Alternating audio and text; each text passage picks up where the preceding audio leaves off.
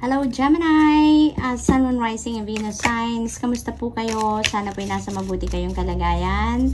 Kung nasaan man po kayong parte ng mundo ngayon, sana po okay kayo at mag-iingat po kayo, no? Lagi. Welcome back po sa Star Tarot, and kung bago kayo rito, welcome na welcome din po kayo. Thank you po sa inyong suporta.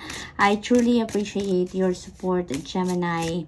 And God bless you all. Tignan po natin ngayon ang mga messages for you. For October 22 to 28, we have the dark man. Ayan, you are going to be dealing with a dark man dito, no? Or maybe you have a relationship with a dark man, no? Dark man siya kasi meron daw siyang dark complexion or dark yung original color ng kanyang buhok, no? Gemini, that could be anyone sa buhay ninyo, no? That could be your boss, that could be kapatid, that could be asawa ninyo, that could be your boyfriend, that could be anyone, no? Depende sa inyong sitwasyon.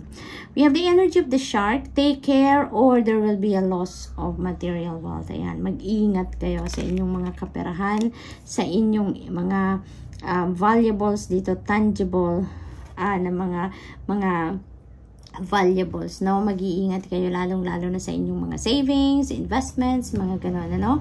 And also, no, yung paggastos ninyo, yung spending ninyo, make sure that within the budget para hindi kayo ma-hurt, no, financially, no? Kasi baka, ma-tempt kayo na mag-spend ng more money, no, on something that is not necessity. So, maaaring may mga ganong ganap dyan. Kaya, be aware, no? Be aware sa inyong spending dito.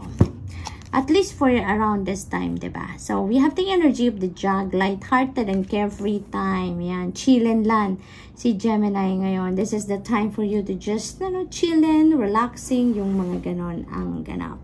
So, that's good. What else?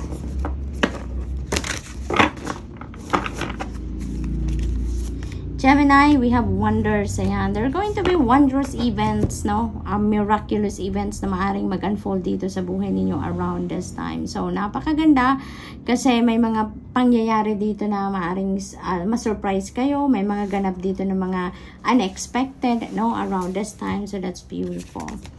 Gugulatin kayo ng mga pasabog ng Divine Universe para sa inyo. Tulad na lang nito, maaring ma-promote kayo, 'di ba? Maaring hindi niyo inaasahan na ang promotion na yan ay maibibigay sa inyo. So maaring 'yon ang isang ikakagulat din ninyo, 'di ba? So maaring ma-promote kayo into a leadership role, 'di ba? Or maaari din naman na matitesting ngayon ang inyong leadership sa grupo ninyo. So maaari din ganoon ang sitwasyon. So, what else for Gemini? We have happiness. Ayan. So, light-hearted and carefree time. Plus, you are going to be very happy talaga sa ngayon. So, bakit naman hindi kayo magiging masaya, di ba? Kung talaga namang may promotion dyan, kung mayroong mga magagandang sorpresang hatid sa inyong Divine Universe, there are going to be miraculous moments dito para sa inyo. So, talagang babalutin kayo ng kasiyahan around this time, Gemini. So, that's really, really good. So, what else? We have change. Ayan, nangangamoy change talaga dito ang inyong posisyon sa trabaho, no? Maaring ganon ang sitwasyon. Maaring yung promotion na to talaga is going to open up pagbabago sa buhay ninyo sa trabaho, sa place of residence ninyo, kasi maaring yung promotion na to may kasamang relocation na kondisyon dito. So maaring ganon ang ganap dito, Gemini. But who knows, diba? Who knows kung anong magbabago dito. Maari din na pangkapirahan ito because we have number 12 which becomes number 3 kasi 1 plus 2 is 3 and that resonates with wealth as well. So maaring may mga pagbabago din talaga dito sa inyong money, career, and finances. Maaring dahil dito sa promotion na to, maari talagang madagdagan ng malaking amount, no? Malaking chunk of money ang sahod din nyo. Kaya there's going to be financial gain talaga dito, Gemini. So that is going to change the landscape of your finances, diba? Kaya good luck sa iyo dyan kasi maaaring ganyan nga ang ganap. We have energy. Ayan. So, parang napaka-powerful din ninyo ngayon. Parang meron kayo ditong blessing of extra spiritual power to manifest what you want to manifest in life. So, parang ang kapangyarihan ngayon ninyo para to make things happen for yourself, no, is nasa inyong mga kamay, no? Parang siguro lahat ng resources nandiyan na, siguro lahat ng kung ano man ang kailangan ninyo, no, dito sa para matupad din yung ano man ang mga pangarap ninyo ay maaring nandiyan na sa inyong mga kamay, no? Yan ang aking napipick up dyan. With leadership, look at that, Gemini. We have 2 leadership cards. So, maaring, ano talaga to, maaring promotion ito para sa inyo, Gemini, into a leadership role, no? Maaring ganun. Or maari din talaga na, siguro you are a person of authority, no? Maaring ganun din ang ganap. Maaring nasa leadership role na kayong dati. And maaring this is a reminder for you, no? Na gamitin ninyo ang inyong leadership prowess dito para inspire ng maraming tao or magbago ng buhay ng maraming tao for the better. So, maaring ganun din ang ganap. So, let's see what else for Gemini.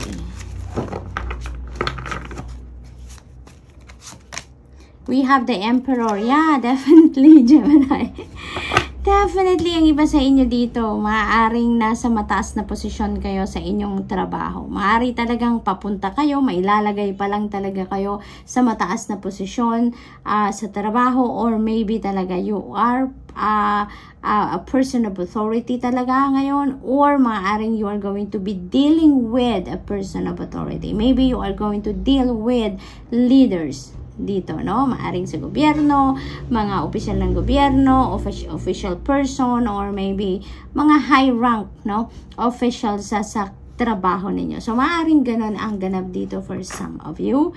Maaari din dito, Gemini, na may mga dealings kayo or may mga important conversations na mangyayari dito, or maybe may ongoing na ang conversation ninyo with your dad, with your lolo, or kung sino man ang tinuturing ninyong father figure ninyo. Maaaring may mga pag-uusap kayo about sa pagpapamilya, sa pagnenegosyo, maaring ganun, or direction in life na binabalak ninyong tahakin, you know. So maaring may mga ganong ganap dito ang mga usapin ninyo between you and your dad, or kung lolo, or kung sino man ang tinuturing ninyong dad, no? Maaari din dito for some of you, Gemini, na pipick up ko din because si Emperor energy dito parang focus din siya sa pag-build ng kanyang solid foundation pagdating sa kaperahan, money, career, and finances. So, maaaring yun talaga ang pagpupukusan ninyo sa ngayon, and maaaring yun talaga ang babaguhin ninyo, no? Mas gagandahan pa ninyo, mas gagalingan pa ninyo ang pagtatrabaho, pagdidiskarte para magkaroon kayo ng mas maraming pera so that you can build your own financial empire.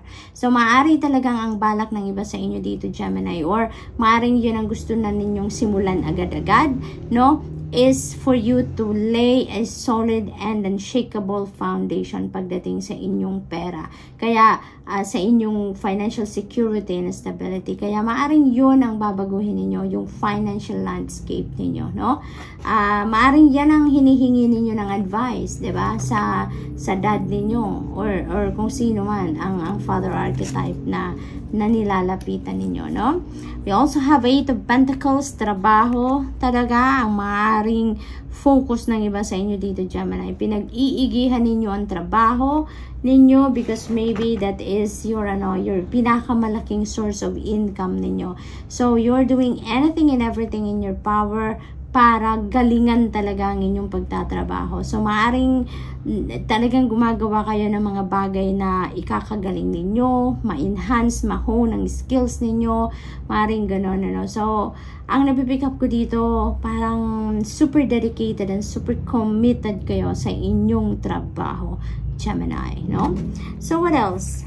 We have justice. You are getting what you deserve, no? You are getting what you deserve dito. Kung anong para sa'yo, yun talaga. So, most likely, talagang deserve ninyo na malagay kayo sa isang leadership role. Deserve ninyo na maging boss kayo, na mag-run kayo ng company, mag-run kayo or mag-lead kayo ng isang department sa trabaho ninyo. You know, depende sa inyong sitwasyon.